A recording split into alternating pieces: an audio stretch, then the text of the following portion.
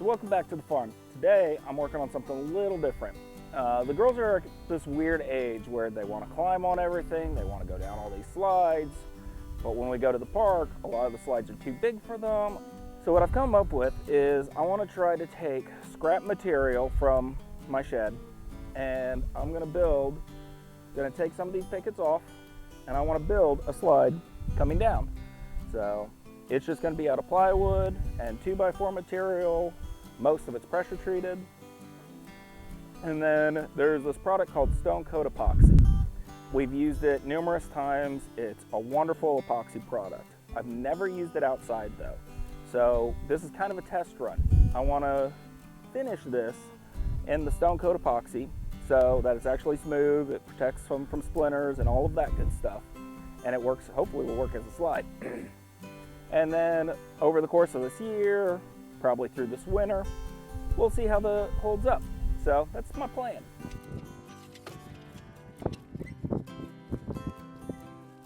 So from the ground to the top of this bottom rail is 33¼ inches. So we want it to come out to just about the same spot as the deck stairs.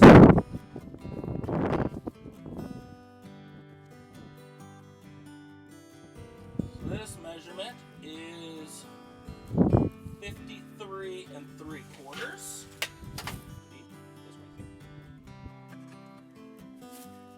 So that looks like it is 60 degrees. So this is my intention. I have this sheet of plywood that is 22 inches by 8 feet long. It was just scrap board left over from the roof of the shed. I have two 2x10s and two 2x4s. So this was all leftover material from last projects. Otherwise, this shouldn't be a too expensive a job. I mean, 2x4s are relatively cheap. 2x10s, they get a little pricey, but if you keep it to where it's only a 4-foot long project, then you could get by with one 2x10 by 8 and probably one 2x4 by 8. And then your sheet goods. This is coming out to be 53 inches, I believe is what I said. So a little bit longer, but it should be okay. Especially since these are 8 feet, 8 feet. Actually,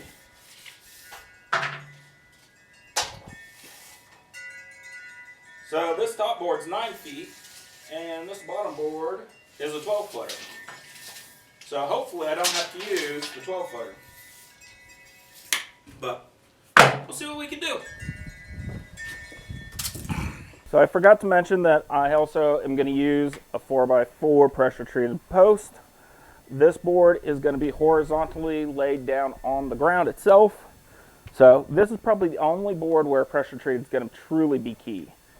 So this needs to be as wide as my plywood. 22¼ It's right there. All right. So I'm going to cut this at 22 inches and a quarter.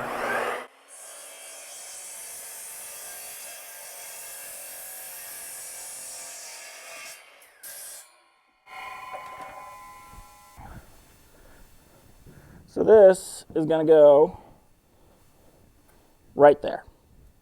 So that's how that's going to be utilized. So I can just set that to the side for now. 53¾ gets me to there.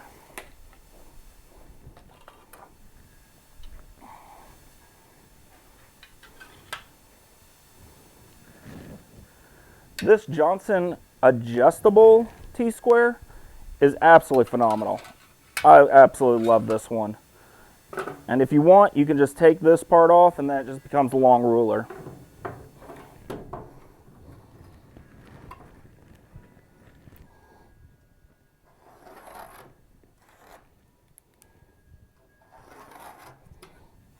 Okay, I'm just making sure that where I'm getting ready to cut, I'm not going to accidentally cut into the table, because that would suck. Yeah.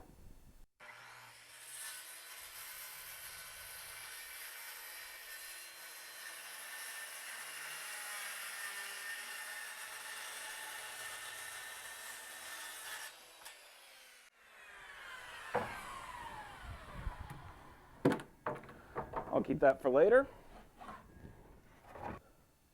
So I don't actually have plans drawn up. It's literally me making this up on the fly. And I'm sure there's going to be some errors in it somewhere.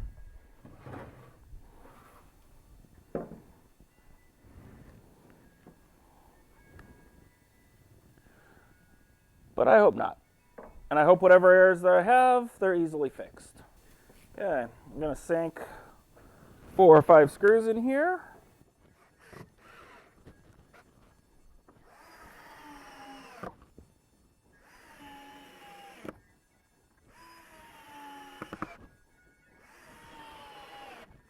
Okay, and I got all those screw heads slightly recessed, so that way when I go sanding on them, they're not getting in my way. Along with that, I will end up filling all of that with epoxy, so it's really not going to matter. So for my measurement next, it's 50 1/4. If this is on 60 degrees,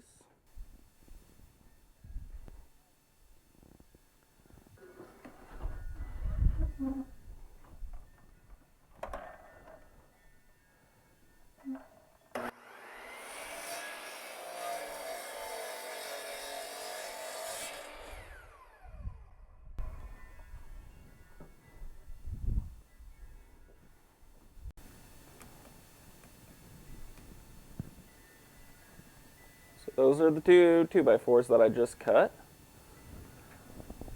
with my angles on them. So the next step is put a bunch of screws in it and keep them together.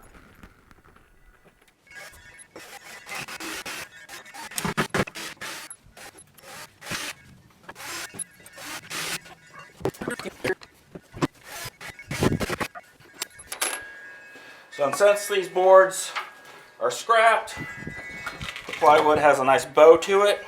So I'm going to do the bottom and top screws first to help straighten all that out.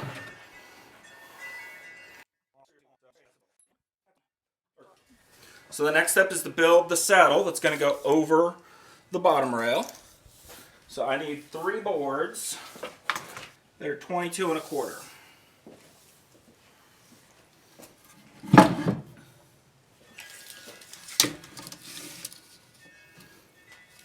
So 22 1/4. It's there.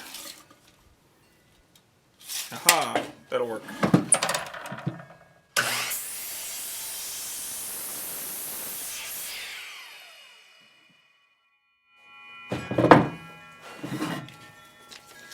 Then 22 1/4 again.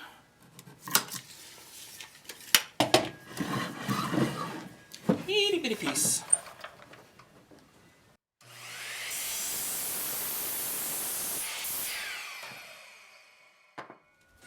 So the next step is to attach this here. But I need more.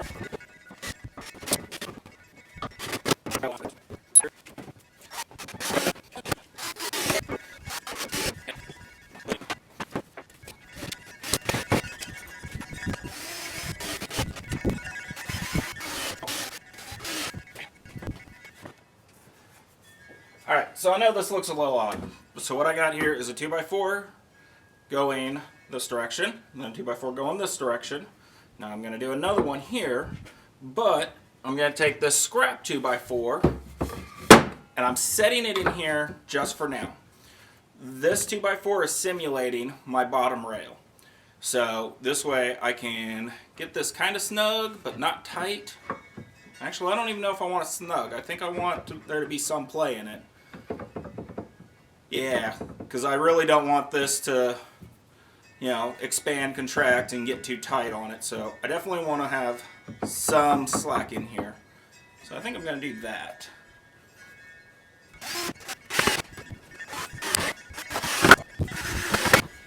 Okay, so I now have this to where this is going to slip onto the bottom rail of the railing.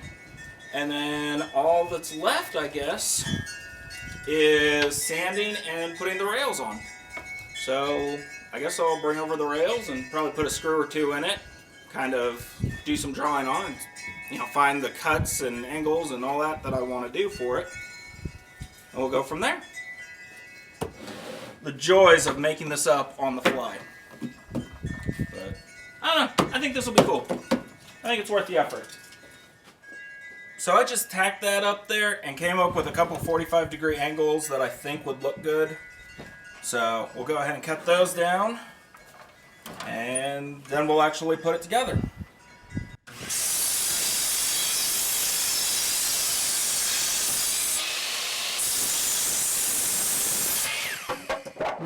That can be scrap. Okay.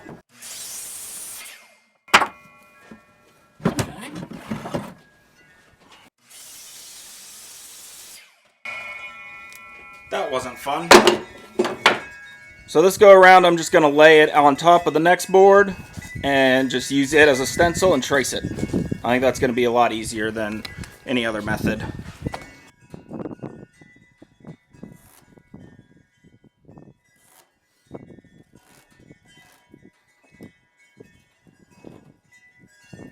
I think to start, I'm going to just cut this at a 90 and get rid of the bulk of the waste.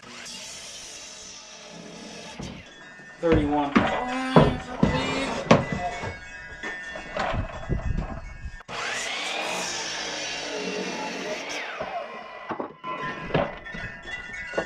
Next cut's at 45.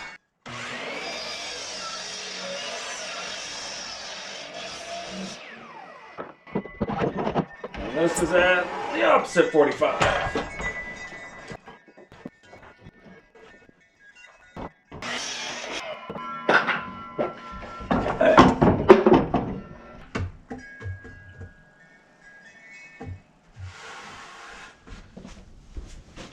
So all the edges where little fingers are going to be grabbing onto, I'm going to put a nice little round over on it with the router.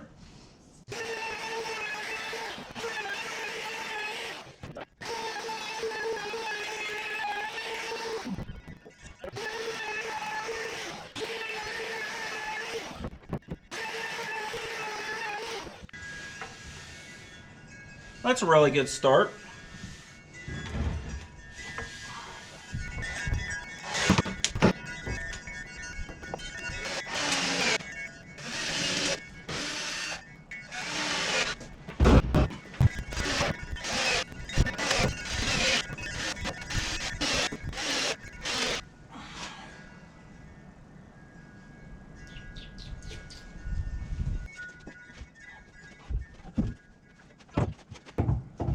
Well, it's starting to have some weight to it.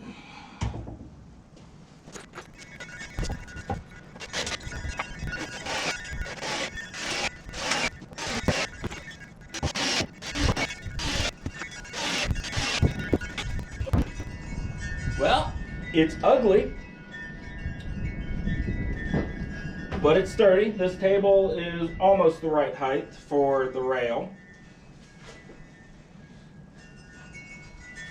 So now it's just a matter of sanding it down really well, and then we can look at putting a coat of spray paint on it, and then we can fill all these little cracks. I'm just going to use, I think I'm just going to use window caulk to fill all these cracks in, and then we'll do our epoxy and color and actually try to make it look cool. But yeah, this is one ugly, ugly slide.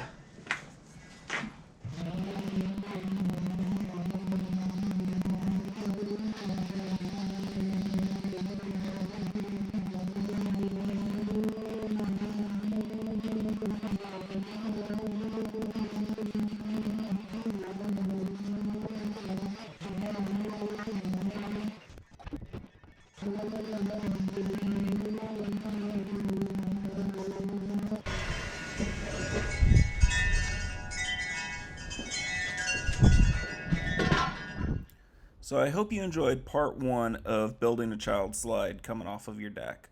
So in the next video, we're going to take this ugly slide that's functional but ugly, and we're going to try to turn it into a work of art. So please come back and check out part 2 of building a child slide. Good luck to you in your next projects. I'm Ben with MD Triple Creek.